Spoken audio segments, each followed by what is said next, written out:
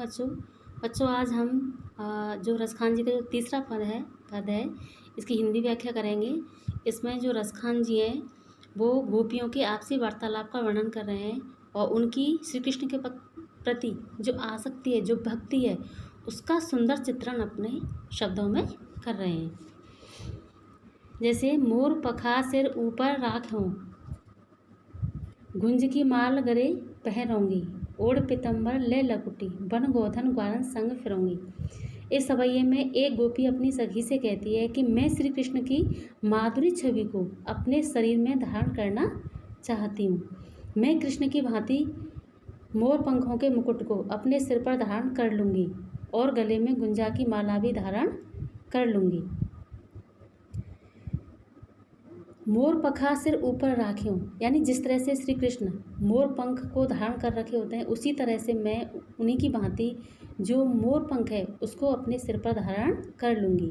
गुंज की माल गले पहनूंगी और जो गुंजा की माला है उसको भी अपने गले में धारण कर लूँगी। ओढ़ पितंबर ले लकुटी, बन गोधन ग्वालन संग फिरूंगी। ठीक है, मैं पीताम्बर वस्त्र ओढ़कर वन में गायों के साथ घूमती रहूँगी।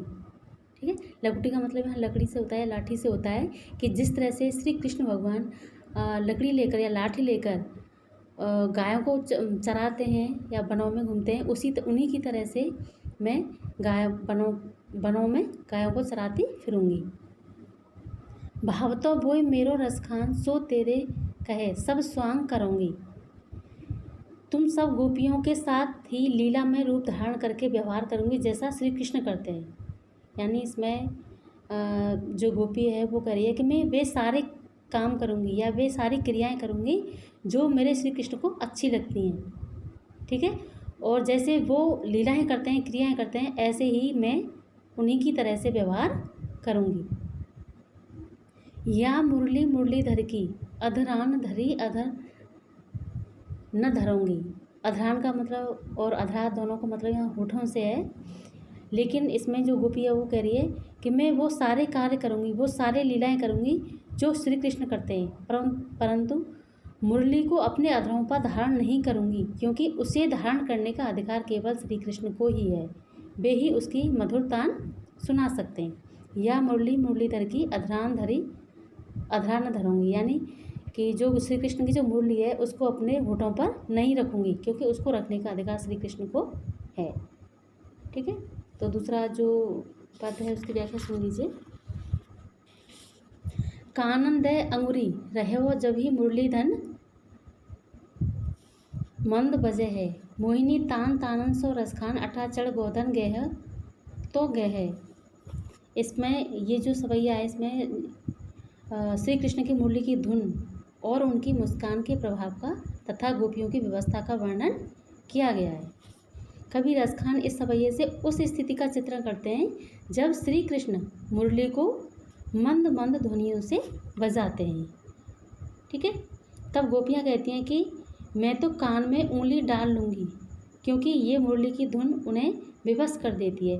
कानन दे अंगुरी रहबो, यानी मैं अपने जो मेरे कान हैं उनमें उंगली दे लूँगी, कानों को बंद कर लूँगी जब ही मुरली धुन मंद बजे। जब जो मुरली है उसकी जो मंद मंद आवाज़ है, मोहनी जो आवाज़ है बजेगी तो मैं अपने जो कान हैं उनमें उंगली डाल लूँगी।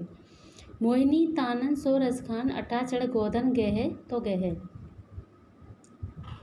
मुरली की मनमोहक तान में फागुन का गोधन लोकगीत सुनने के लिए उन्हें घर के ऊपर अटारी पर चढ़ना पड़ेगा।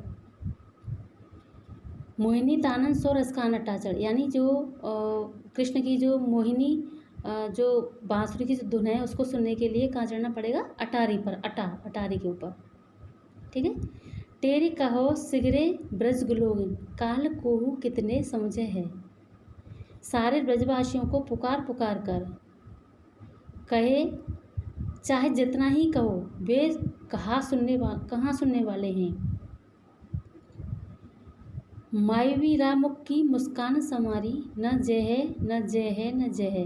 परंतु श्री कृष्ण के मुख की मुस्कान इतनी प्यारी है कि मैं उस मुस्कान के बस में हो जाऊंगी। ठीक है, तो इस तरह से बच्चों ये जो पद हैं रस खान के, इनकी जो हिंदी व्याख्या है वो पूरी हो गई। और जो इनके क्वेश्चन आंसर हैं वो कल करवाओ।